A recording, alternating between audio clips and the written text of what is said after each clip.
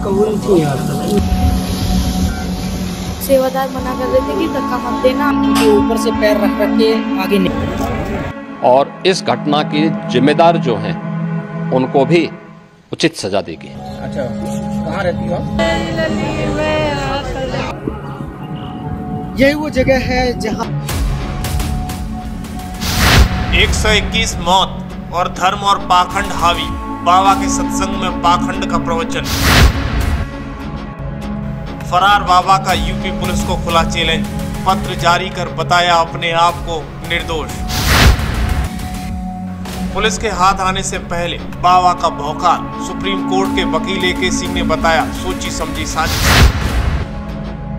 पहले घटना फिर फरारी, कुछ घंटों बाद योगी को खुला चैलेंज, क्या बाबा ने कर दी बड़ी गलती?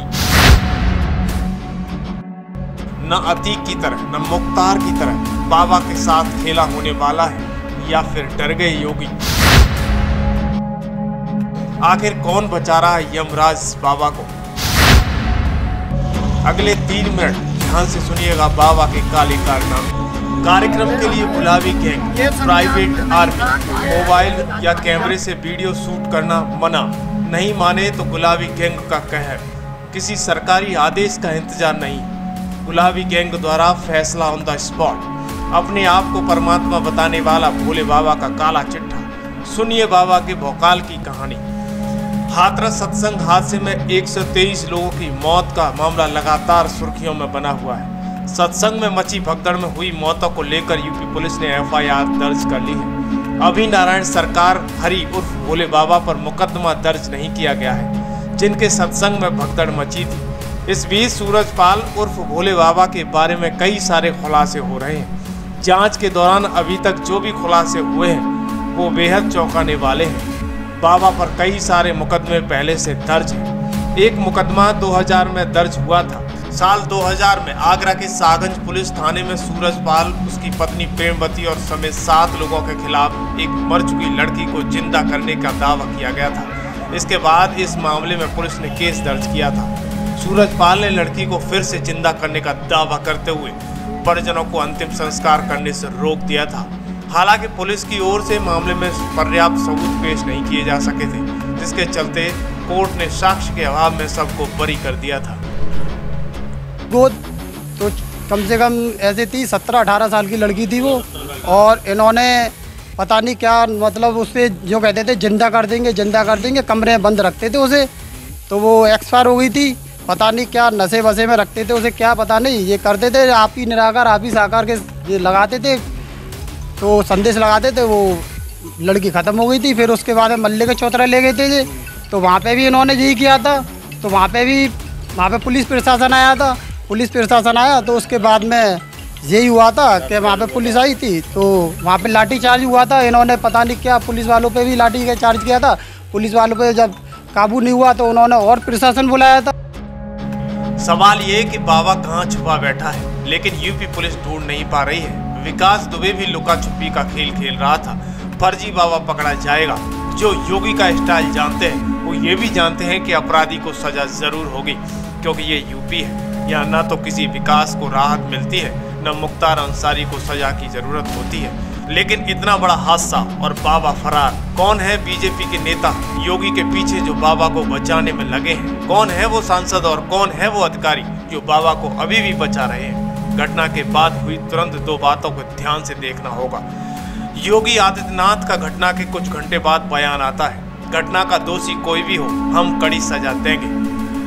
यही बयान यूपी के DGP प्रशांत कुमार करीब 8 से 9 बजे के बीच में देते हैं। फिर यही बयान यूपी के मुख्य सचिव रात को ही देते हैं कि CM सर ने कहा है कि जो दोषी होगा उसे सजा दी जाएगी। फिर सवाल ये उठता है कि सुबह होते ही पूरा खेल उलट कैसे गया। दरअसल बाबा का राजनीतिक कद बड़ा है। लगभग 35 विधानसभा सीटों पर सीधा प्रभाव है। बाबा जाटव समाज से आते हैं, इसलिए अखिलेश का पूरा आशीर्वाद प्राप्त है। मैनपुरी, इटावा, एटा, हाथरस, आगरा, फर्रुखाबाद, मेरठ तक बाबा का असर देखने को मिलता है। ग्राउंड रिपोर्ट दावा करती है कि लोकसभा चुनाव में बाबा ने अखिलेश को सपोर्ट किया। घटना के बाद SDM सिकंदर राव ने एक DM को रिपोर्ट दी। उसे अगले 3 मिनट ध्यान से सुनिएगा। बाबा को बचाने का प्लान कैसे रचा जा रहा है। सुबह 10 बजे एक रिपोर्ट आती है ये पेपर बहुत कुछ कहता है। एसडीएम अपनी रिपोर्ट डीएम को सौंपते वक्त जो दावा करते हैं उसे पढ़कर हर कोई हैरान हो जाएगा। उस पर कई सवाल उठ रहे हैं। क्या बाबा को बचाने की जल्दी कोई कर बैठा है? उपजिलाधिकारी सिकंदर राव ने जो लिखा उसे ध्यान से सुनिएगा। बाबा प्रवचन से बाहर निकल रहे थे, उसी दौरान भीड़ उनके चरणों की धूल लेने के लिए उनकी तरफ बढ़ रही थी। बाबा एटा की तरफ निकले, जनता बाबा की तरफ बढ़ी, इसलिए बाबा के प्राइवेट आर्मी में मौजूद कमांडो ने भक्तों के साथ धक्का मुक्की कर दी। वहीं से भगदड़ मच गई। एफआईआर की कॉपी में बाबा का नाम नहीं है। भगदड़ वाली रिपोर्ट में बाबा कहीं गलत नहीं ठहराया गया है। एसडीएम की ही रिपोर्ट कोर्ट तक जाएगी। तो क्या बाबा को यहाँ बचाया जा रहा है? बाबा की सुरक्षा में तैनात कमांडो को जेल भेजा जाएगा तो क्या होगा? क्या बाबा बच पाएंगे? दरअसल बताया जाता है कि बाबा का कनेक्शन दिल्ली के नेताओं से भी है। पश्चिमी यूपी के कई नेता बाबा के चरणों की धूल लेते हैं। तो क्या योगी आदित्यनाथ को कदम पीछे खींचने पड़े हैं? क्या बाबा का आश्रम पर बुलडोजर नहीं चलेगा? क्या बाबा के शीश महल की खुदाई नहीं होगी? एक आम इंसान इतना पावरफुल कैसे हो सकता है? योगी की मीटिंग करते हैं, सुबह हाथरस पहुंचते हैं, लेकिन हाथ अभी तक खाली है। क्यों?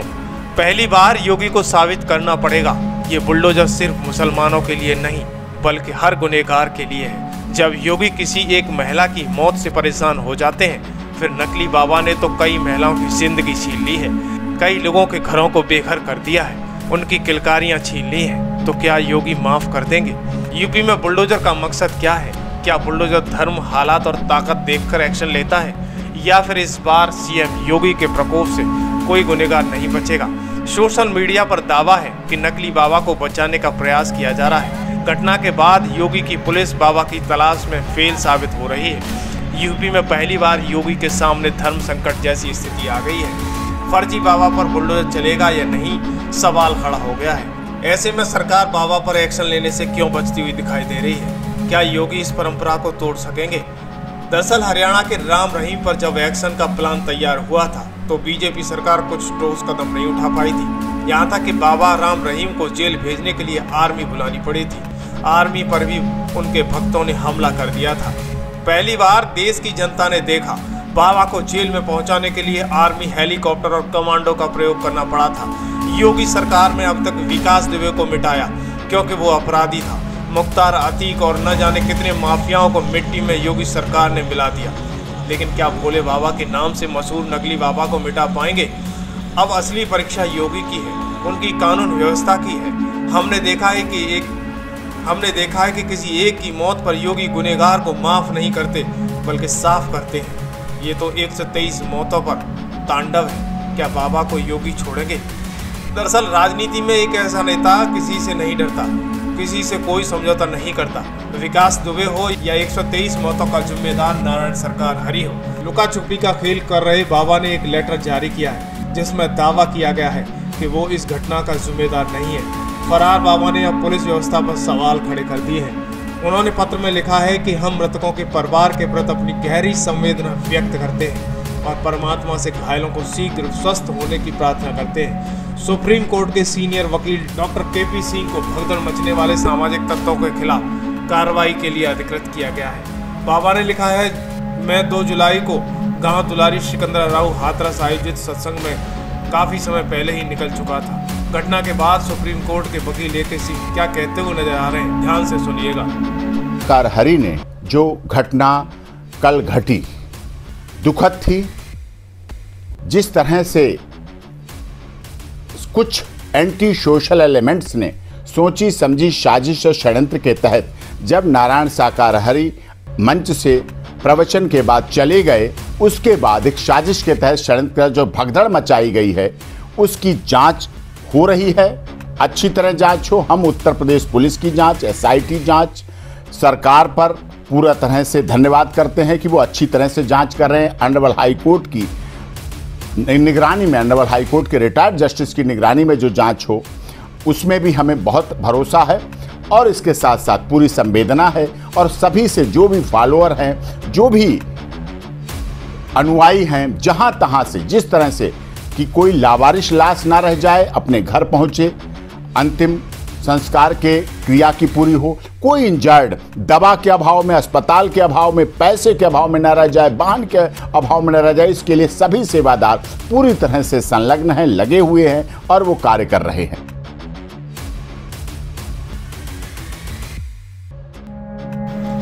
सुबह करीब 10 बजे सीएम योगी हाथरस पहुंचे।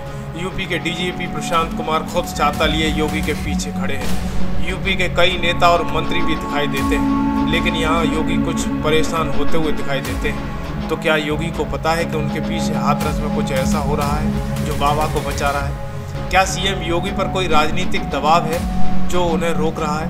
योगी के चेहरे का रंग क्यों उड़ा हुआ है? हाथरस की घटना के पीछे क्या पक रहा है? क्या बीजेपी में ही है कोई जो बाबा को बचाना चाहता है? एक तरफ योगी बुलडोजर भेजने की तैयारी कर चुके हैं, तो दूसरी तरफ बुलडोजर रोकने के आदेश कहां से आ गए? आधी रात को बाबा के मैनपुरी आश्रम को यूपी पुलिस ने छावनी में तब्दील कर दिया। फिर अचानक वो एक्शन कमजोर क्यों होने लगा?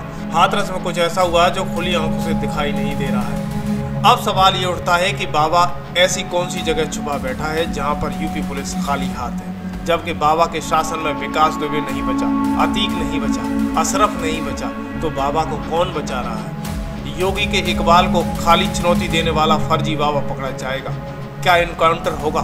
सवाल आपके मन में जरूर हो सकता है, लेकिन जो योगी का स्तर जानते हैं, योगी न्याय जरूर करेंगे। वो तरीका कैसा होगा, इसे देखने के लिए इंतजार करना होगा। पुलिस फर्जी बाबा को गुमनामी भी तोड़ेगी। हादसे के बाद अभी तक बाबा का कोई सुराग नहीं मिला है। पुलिस ने बताया कि भोले बाबा उत्तर प्रदेश के मैनपुरी स्थित अपने आश्रम में मौजूद नहीं है। मैनपुरी के डीएसपी सुनील कुमार ने बताया कि आश्रम के अंदर 40 से 50 सेवादार हैं, जो बता रहे हैं कि वो अंदर नहीं है, न वो कल आए और न आज है। लेकिन इस खबर पर आपकी क्या राय है? क्या इस घटना का बाबा दोषी नहीं है? कमेंट बॉक्स में लिखें। जब राम रहीम को जेल हो सकती है, आसाराम बापू को जेल हो सकती है, रामपाल को जेल हो सकती है, तो 120 मौतों के जिम्मेदार भोले बाबा उर्फ सत्यपाल को क्यों नहीं?